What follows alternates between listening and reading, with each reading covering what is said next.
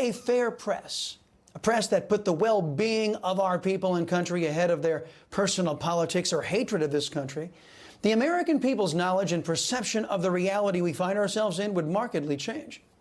It's worth noting that the dumpster fire that the leftists and the Democrat Party have started is so bad that not even the propaganda spewed by their agents in the press can hide the historic harm our people are suffering. And with a rudderless GOP, there's little hope of an organized resistance.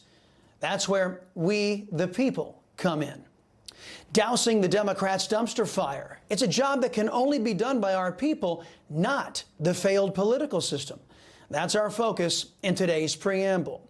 If our political system was working, we'd have vibrant and robust opposition to all the pain the Democrats have been dishing out.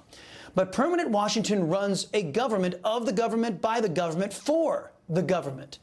Our people are forgotten as the ruling elites get rich off of our backs. Since left-wing grand poobahs have given their blessing to take Joe Biden off the board, leaks have gotten to the biased press. ABC, air quotes, News is reporting that Joe Biden's stealing of classified documents that he was never entitled to have as a senator or VP, well, those thefts cast a wide net that ensnares a whole bunch of corrupt people in the government. All of those who aided Joe Biden in breaking the law multiple times since 1974 should be tried, convicted, and barred from ever serving in government again. Their pensions should all be canceled. And the full weight of the law should also fall on Joe Biden's empty head.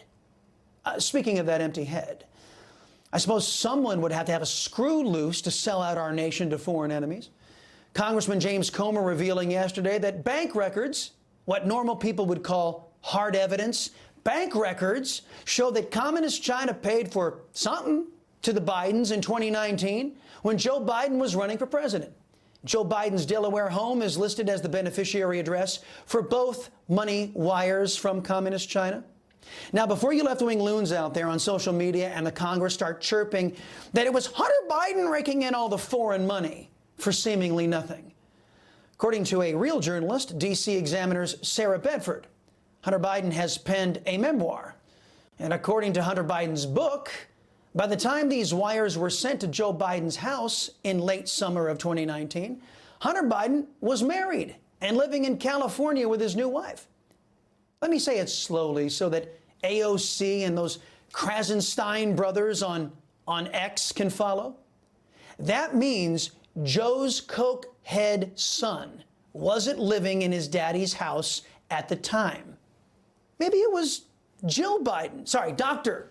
Jill Biden, who was taking the money from Communist China. A full-blown impeachment might uncover the truth. You know, I'm kind of an Occam's razor kind of guy. The simplest explanation is often the truth. It looks like what we've suspected for decades is true. Joe Biden has been accepting cash from foreign nations in exchange for U.S. policy changes.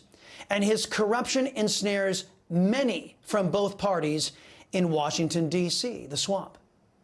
So instead of focusing on this, the press is consumed with fabricated cases against President Trump, a relative newcomer to the swamp, and the leftists in politics are colluding with the fake news press to put up plenty of distractions for those ignorant enough to still vote Democrat.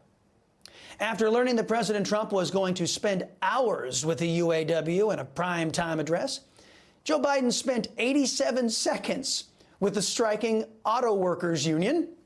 That was supposed to signal that Joe is a man of the people. Yeah, just like he's a devout Catholic.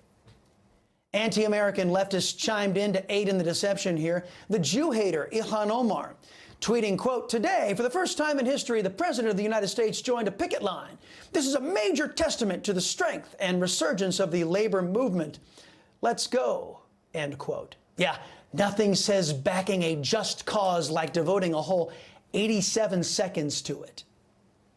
But sadly, for the Marxists in the Democrat Party, the unions are learning a hard lesson on what Democrats are all about. It's a lesson that every minority has had to learn. The UAW union is being chewed up and spit out by Democrats. Joe Biden's push to strip mine the planet, create megatons of toxic and radioactive waste, and enslave women and children by pushing an environmental disaster through EVs. That push will also have the side effect of putting all of you auto workers out there out of a job. But I'm sure your union bosses who are getting paid off will explain to you why your sacrifice must be made. You see, you auto workers are in the Democrats' way of pushing EVs to control our population. So you have to lose. You understand, don't you? It's hard to point to a place in American history where a political party has so abandoned its responsibility, so abandoned our people, and so royally screwed up our future as Democrats have. Wouldn't it be great if Americans had an effective alternative choice that believes in reversing all that damage? I, your liberty-loving Latino, eagerly await that alternative. Until then, I have to rely on a group that has never failed us. This group knows no sectional boundaries, no political affiliation, no religious sectionality. The group is made up of rich and poor people alike. Some of them work with their hands. Some of them work behind a desk. But all are blessed with good old-fashioned common sense. The good news is this group outnumbers both political parties and the D.C. swamp. And I'm talking to them. In short, I'll have to rely on we the people to fix the country that our failed political system has broken.